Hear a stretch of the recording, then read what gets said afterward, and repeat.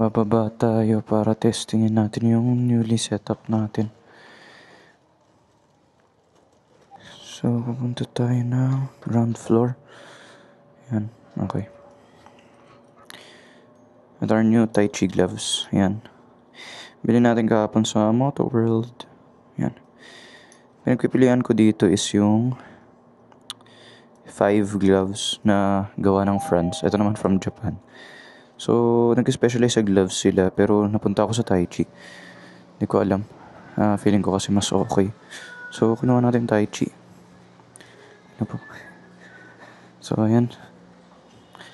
Habang wala pang ulan, test natin tong new setup natin.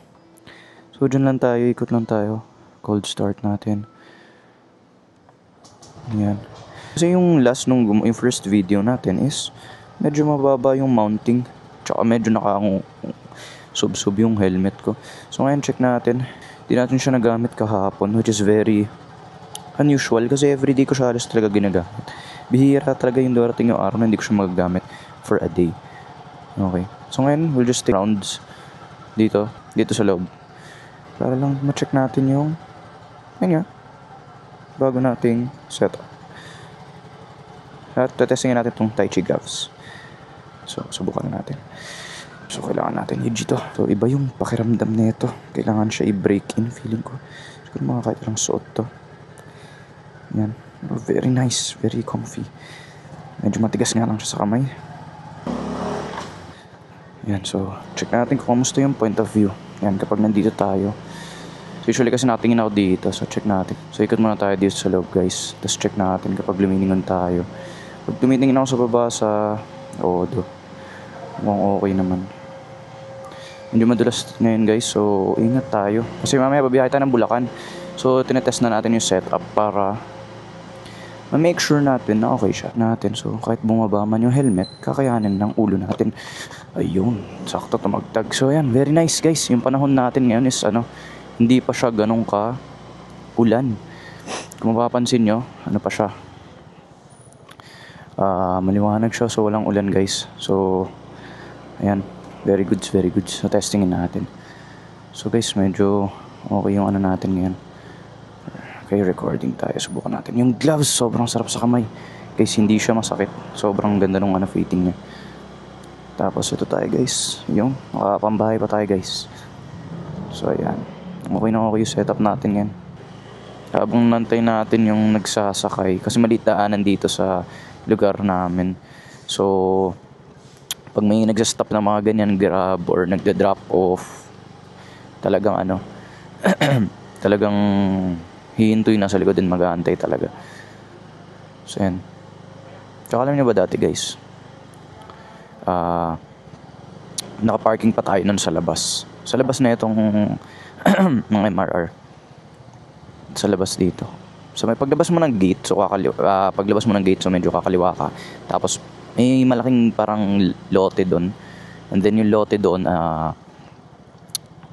nagpapaparking sila. So, kapag kainan siya, may mga tinda silang pansit doon. Ganyan. So, actually, pagka tapos mo mag-rides, gutom ka, pwede ka na kumain doon diretso. The only issue is sa parking ko dati. Parang wala akong sariling pwesto. For example, day 1, nandito ako sa parking spot 1, then next sa 2, next 1 ulit, then 3, then so on. Basta iba-iba yung pwesto ko. Wala akong saktong pwesto, kaya medyo naisip natin lumipat. So baka matanong nyo, guys, bakit di na lang tayo dito sa loob? Yung problema kasi kung bakit hindi tayo nakapasok dito sa loob nun, kasi as in mahirap yung mga parking. Kala mo yung mga vacancies, pero wala. Iba naka-reserve na, iba wala. Hindi ako makapag-park. Gusto ko mag-park sa loob kasi ang hassle na, alam mo yun, kung umuulan lalabas ka pa. So kung nandito ka kasi sa loob, pwede ka na kaagad kapote, tapos okay na, ganun lang. So guys, labas tayo para testingin natin kasi medyo hindi tayo nakontento sa loob. So labas tayo. And guys, nice weather, no? Sarap ng weather. Lamig. Pero ingat kayo, guys, kasi may bagyo talaga. So, let's have a little stroll. Punta tayo subukan natin pumunta kay Labami. Para lang mag-hi. Yun. So nakapambahay tayo ngayon. Subukan natin. So guys, yun, napakaganda ng panahon guys. So tignan nyo, ang sarap mag-rides talaga pag gantong mga araw. Grabe. Napakalamig. Grabe. Tapos ang laki ng damit natin guys. Susuot ko yung pambahay ko. Oh, sarap guys. Napakalamig. Yung gloves so far, gustong gusto ko yung gloves. Although mesh kasi siya, gawa siya sa mesh. So usually pang ano siya, medyo saktuhang lamig lang, hindi siya sobrang lamig kasi actually mahilig ako bumiyahe sa mga malalamig na lugar. Pero syempre medyo pricey ang mga waterproof gloves or pang rainy season na gloves. So hindi ko alam, maybe may alam kayo. Usually kasi pag bumibili ako physical stores, medyo nababagot kasi ako sa ano, sa pag-order online. Although yun ang pinaka-common naman na pagbili sa mga ano ngayon, no, talagang online lagi. Tsaka syempre may advantage, minsan may mas mura, mas magandang value for money. And bakit wala ka ng hassle. Pero kasi ako gusto ko pag milakad ako, gusto ko isasabay ko na siya para bibiling ko na siya agad. Kasi wala lang, I like when I want something na alam mo yun, nakukuha natin agad. Masama ba yun guys? Kayo, para sa akin kasi yung ano sa akin is yung tawag dito, syempre yung kapag may gusto ko mag-effort ako, maglalaan ako ng effort, maglalaan ako ng time, go ko talaga. So I don't think naman na it's a bad thing, no? So correct nyo ako, no guys? Pero kung talagang merong ano, like for example, di naman talaga ako nagmamadali, pero may times kasi na pag may gusto ako, tas nagmamadali ako, di ko alam bakit. Ewan ko guys kung meron din kayong ganun, no? Pero ang sarap din kasi umorder. Alam mo yung pag-order ka kasi, merong excitement, nagbi-build up. Tapos yung makikita mo na yung item, di ba? Parang pagpalapit ng palapit yung mga araw na darating na yung order mo. So parang may nagbi-build up yung excitement nga. So yan guys, dito na tayo sa may Osmeña Highway. Yun. Ayan. So dito pala medyo matao na talaga. So hindi tayo naka-open ng busina. Ayan. I mean, hindi tayo nakapagpalit ng busina kasi stock talaga, hindi siya marinig. Oo. Guys, bali yung bagong setup natin yan. Hindi ko alam kung pwede siya sa night. At hindi ko pa nasubukan yung super night kasi gusto ko man naka ultra wide lens. Gusto ko naka ultra wide lens. So hindi ko siya parang trip subukan. So ang gagawin natin siguro, mag-adjust tayo manually. Oo. Para ano, goods. Ay, umalis yata sila Bami. Pero 8:58 pa lang, subukan natin. Subukan natin guys. Kasi alam ko umalis yata sila. Taga pa naman sana hindi rin tayo abutan ng ulan. Kasi hindi ko alam kung nandito siya. Nga pala. Pero alam ko 9 to 11 yung baka maabutan pa natin. So park muna tayo guys. Ayan. Tapos side stand natin. Baba tayo. Ayan. Mali.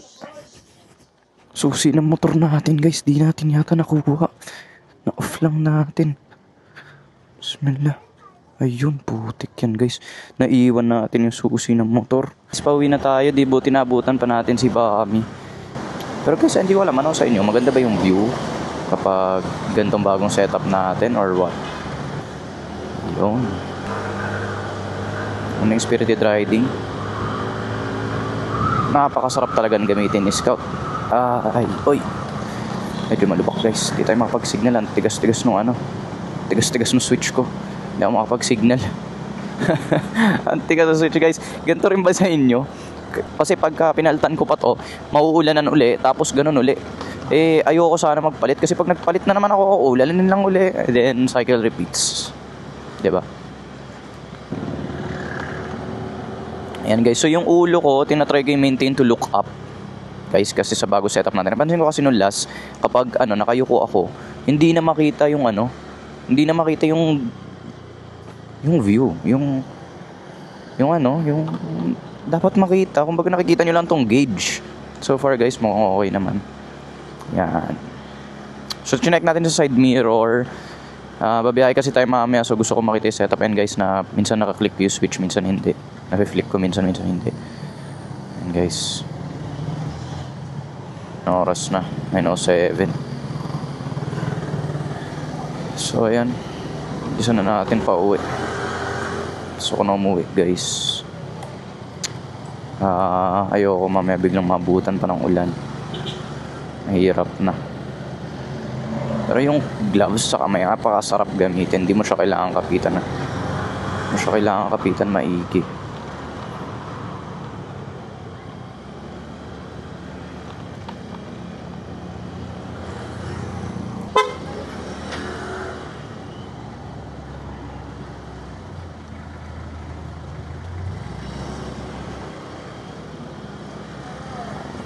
Singit-singit lang tayo with caution guys.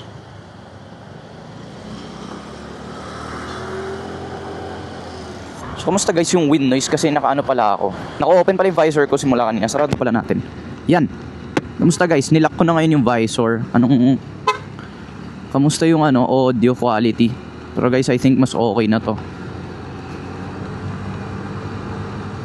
Sana maganda yung audio, no?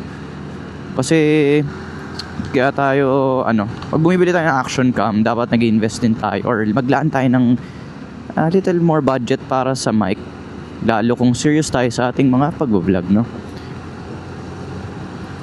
Kasi yung built-in mic ng mga action cams natin is not the best.